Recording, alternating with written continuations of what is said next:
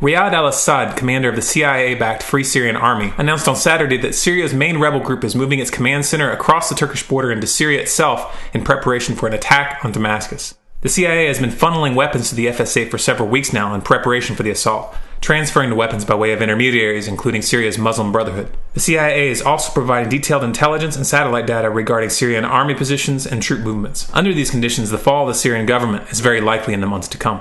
One extremely unpredictable element in this equation is whether Iran, Syria's closest ally, will intervene to defend Damascus. Such a scenario could provide a pretext for a U.S. attack on Iran.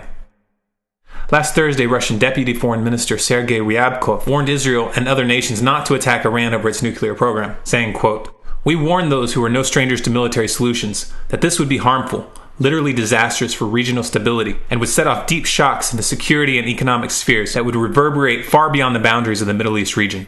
This warning came on the same day that Israel Prime Minister Benjamin Netanyahu was briefed by U.S. Secretary of Defense Leon Panetta and National Security Advisor Tom Donilon regarding U.S. preparations for a possible confrontation with Iran.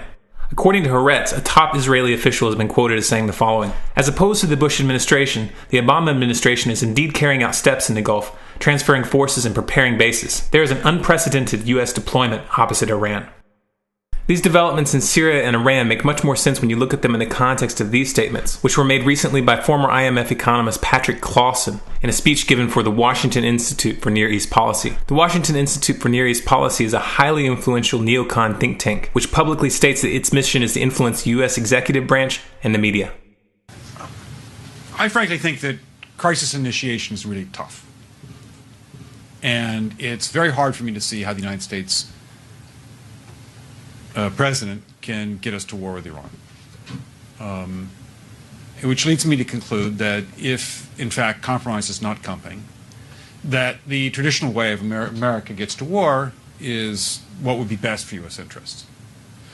Some people might think that Mr. Roosevelt wanted to get us into World War II, as David mentioned. You may recall we had to wait for Pearl Harbor. Some people might think Mr. Wilson wanted to get us into World War I. You may recall he had to wait for the Lusitania episode. Some people might think that Mr. Johnson wanted to send troops to Vietnam. You may recall he had to wait for the Gulf of Tonkin episode. We didn't go to war with Spain until the until the Maine exploded. And may I point out that Mr. Lincoln did not feel he could call out the Federal Army until Fort Sumter was attacked, which is why he ordered the commander at Fort Sumter to do exactly that thing which the South Carolinians had said would cause an attack. So if, in fact, the Iranians aren't going to compromise, it would be best if somebody else started the war. One can combine other means of pressure with sanctions. I mentioned that explosion on August 17th. We could step up the pressure. I mean, look, people, Iranian submarines periodically go down. Someday one of them might not come up. Who would know why? We can do a variety of things if we wish to increase the pressure. I'm not advocating that.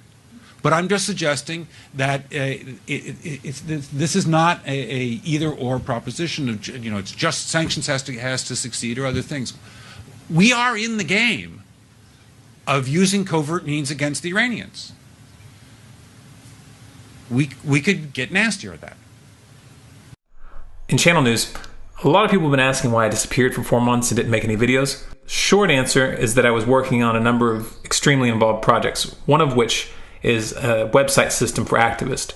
StormCloudsGathering.com, NaturalRightsFoundation.org, Ninja.net, and Attunement.ninja.net are examples of sites that were built with this system.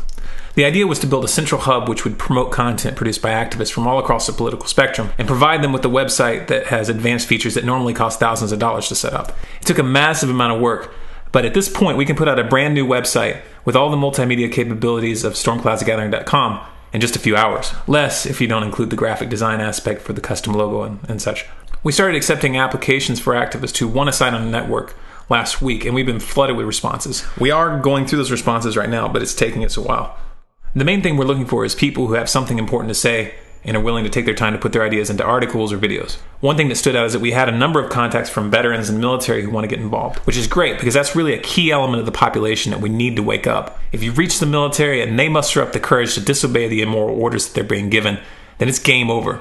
In light of that, we decided that the first activist site we're going to build is going to be specifically geared towards the military. We actually already have the site up and functional, and we're going to be releasing it once we've selected the right writers and site administrators. If you have a military background and you want to write articles or post videos on the site, contact us through the Get Involved link at thenaturalrightsfoundation.org or at StormCloudsGathering.com.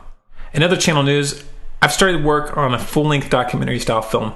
I'm going to be releasing it out of sequence in sections, like chapters, and then in the end as a unified piece. Chances are you've probably already seen the first installment, which was the recent video that I put out called The Road to World War III.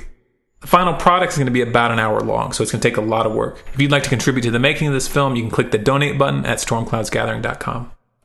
Last but not least, I want to point you guys to a new YouTube channel that I recommend. His channel name is Grounded Being, link below. He focuses on the psychological and emotional roots of our current problems, which is important. He's also one of the volunteers who've been helping with this project since the very beginning. He's starting from ground zero on the technical side. He had to learn video editing from scratch. And I'm really impressed with what he's been able to put together so far. I think it's better than my initial work. So I look forward to seeing the stuff he puts out in the future. Hope you guys enjoy the rest of your day. Be sure to follow us on Facebook and Twitter for more interesting videos, articles, and commentary.